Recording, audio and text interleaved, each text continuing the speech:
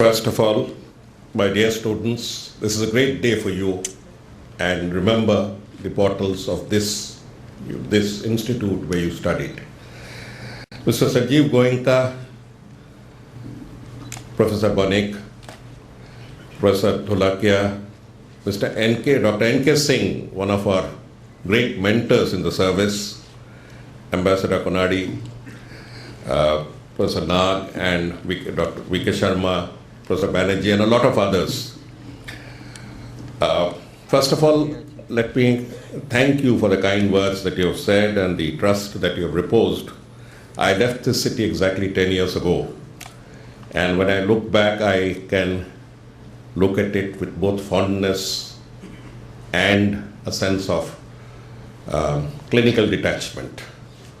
Most of people of my state are known to be a little emotionally involved into everything.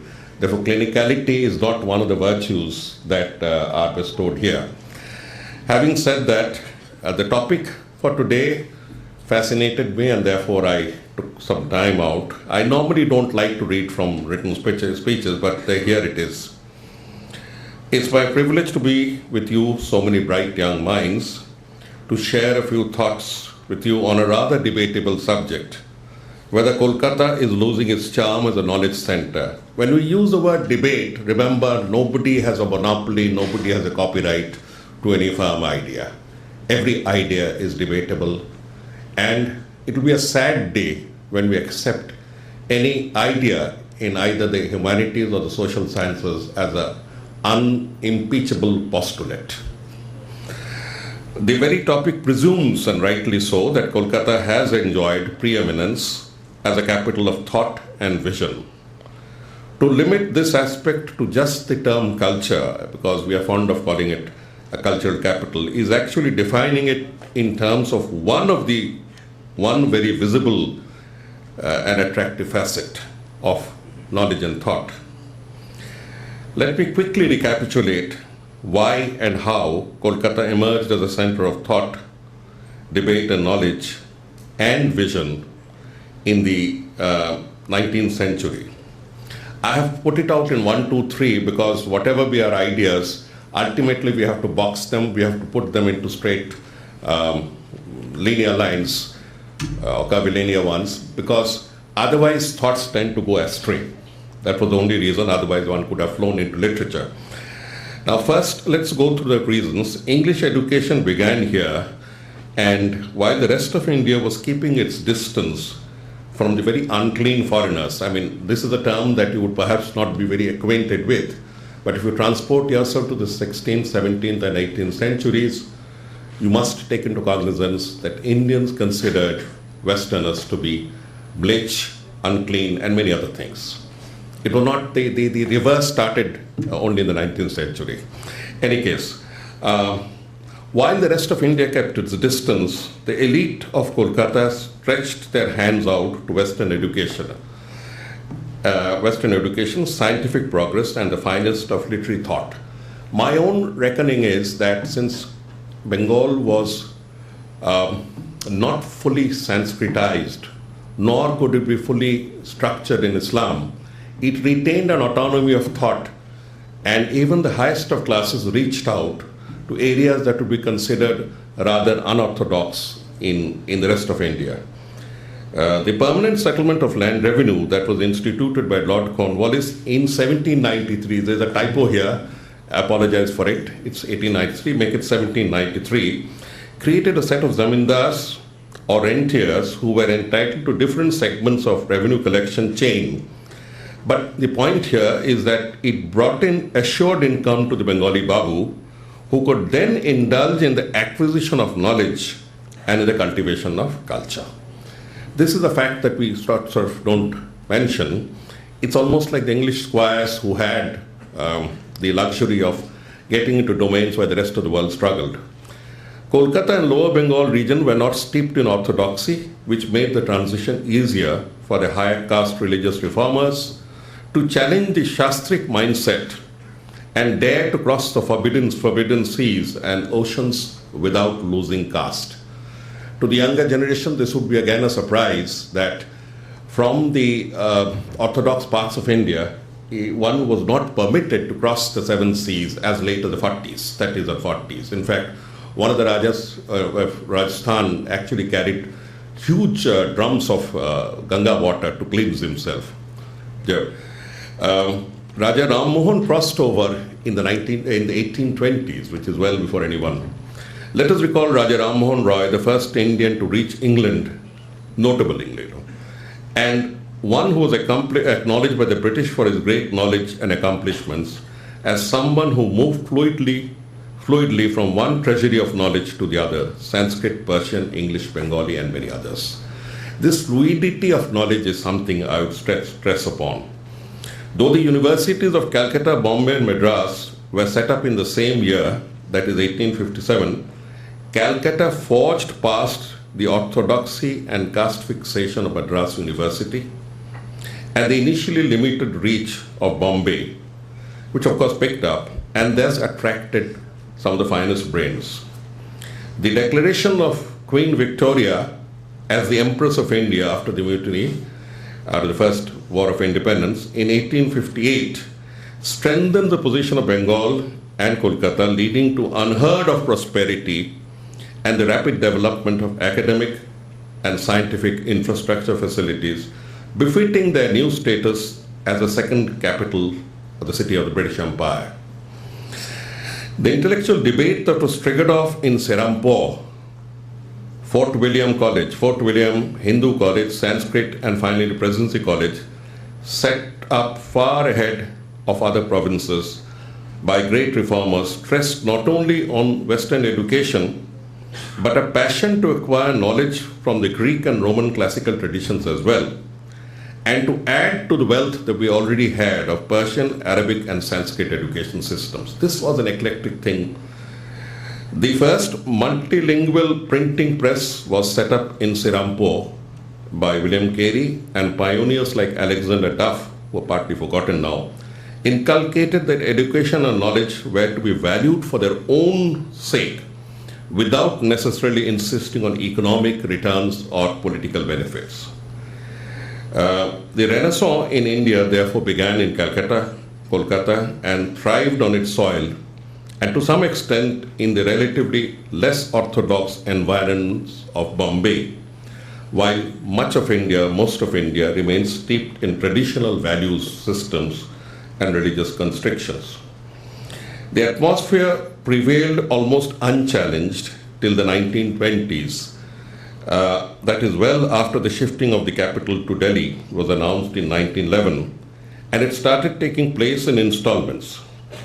Because of its teachers, students, researchers, Kolkata continued in its preeminence as a center of knowledge, and several national and international laboratories, institutes, research centers in the sciences, the humanities, and social sciences thrived well after independence.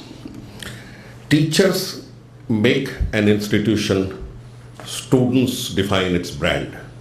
At the end of the day, it is an interaction between two great segments. Even after the traumatic partition of Bengal, Pandit Nehru and V.C. Roy ensured that science was given priority, and there were many more scientific institutes here than in any capital. I can vouchsafe for that because I was many of them were, except perhaps Bangalore, which is catching up very fast. The first IIT was set up nearby, and the pioneering IIM was in its outskirts. It's part of the city now. The acquisition of knowledge in other disciplines was also pursued vigorously in the universities of Kolkata and Jadavpur, though infrastructure started deteriorating and work ethics went down. With increasing political heat, mobilization, and continuous agitations. As a victim of that period, I can elaborate this. Then came the cataclysmic Naxalite movement from the late 1960s, and this is the point where I mark the decline. Let us go over a few issues that explain. The migration of students to Delhi and other centers for learning began in the 60s. In fact, half my college class left for Delhi. And when political controversies rocked the state and actually increased even after the stable government came, because higher education was certainly not its highest priority. I was a secretary, so I guess, vouchsafe for it. The inbuilt resistance of a large section of knowledge hunters towards and its devastating politics that infiltrated almost all intellectual academic institutions to such an extent that political myopia considered the pay scales of a handful of librarians, laboratory assistants, to be more important than the library or the laboratory itself. The non-political student, researcher or teacher preferred to move away from the state that was rocked with buns, blockades, fiery agitations, declining students, and standards of discipline. There were, in my entire 69 to 72 period that I was a graduate, I can count on my fingers practically the weeks that we had proper classes. But despite that, Presidency College was what it was because of this interaction between teachers and students and a relatively high quality that could take place beyond the confines of the college. That was a period. Anyway, the decline in the economy of the state translated itself into lesser revenue, and successive governments pampered the lower bureaucracy in both government and academic institutes to such an extent and at the expense of the institutions that a large number of good professional researchers simply decided to migrate to foreign centers in utter disgust. I can mention how many in my class are abroad rather than choose other cities of India. There is no escaping from the fact that the intellectual and knowledge components of society do suffer from decline in public investment. Because unlike the USA, where rich trusts finance, they do not finance the business of knowledge here unless it is directly related to business and return on investment. This is a culture that started coming up in India now over in front of my eyes in the last 30 years, where I will find business and trust foundations and others coming up. And this would be perhaps the picture of New India. The other states pumped money into their institutions and attracted the best available brains from different parts of India, including Kolkata, and thereby strengthening their own centers of knowledge, which meant that the comparative position of this metropolis started sinking with every passing year.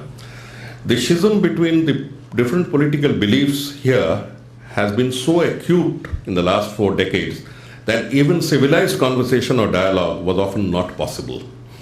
And only those who can find favor within the existing political structures of the day can run knowledge centers through their governing bodies. English suffered. This is the same English that got the international lingua franca, that got Calcutta where it was, suffered as a medium of education for decades in the state, and this deprived the most talented knowledge hunters to find a footing elsewhere. That is something that we are acutely conscious.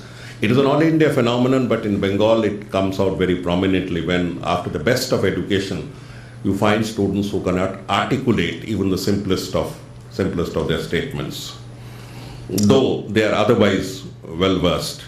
The prosperity of Western India was not only because of enterprising socio-economic groups which existed much more than Bengal, but also because of the post-OPEC world of petrochem and gas-based industries that found massive favorable economics in Western India, and also because massive government and private investments were taking place in the Western North, triggering off prosperity, while that in Bengal was caught in politics.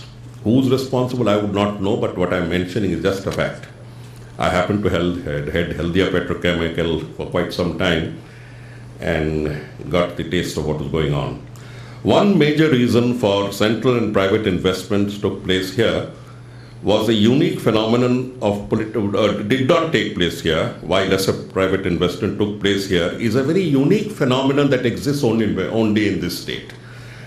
That is, whatever be the government in power at Delhi, we have now spent almost half a century opposing it. Just spent half a century opposing it. It's just a political culture. Therefore, with no amount of,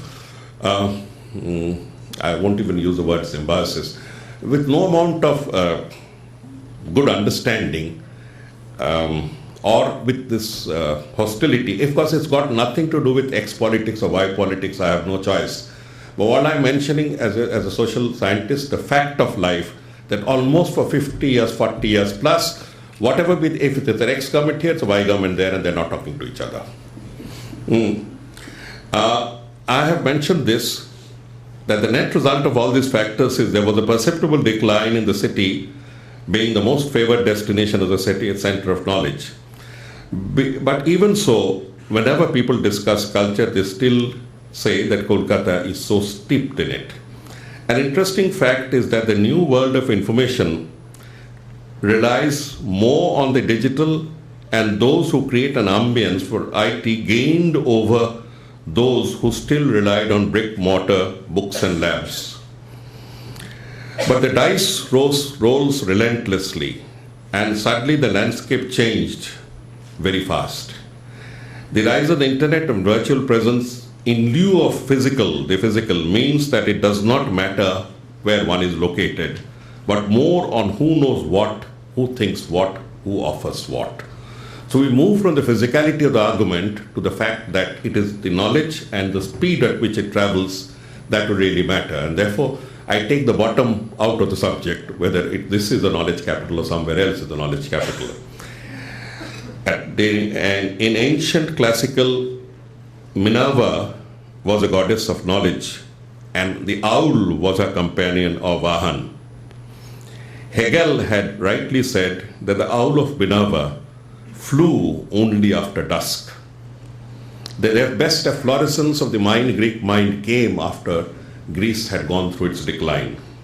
For those who think that the bright daylight of Kolkata is diminishing very sharply, one can only hope that when it is dark, the traditional passion for knowledge finds even greater fervor, so that Kolkata regains its position as a thriving, attractive center of thought, debate, knowledge, and vision. Let me close by thanking Sanjeev Goenka and his team for an excellent, I was completely amazed to see this center. I had heard about it and we had some short discussions, but seeing is believing. I leave behind, I thought I had crossed the age of being amazed at anything, but I am taught my lesson today. With these words, let me thank all of you for listening to me, giving me this honor, and I wish the students all the very best. Thank you.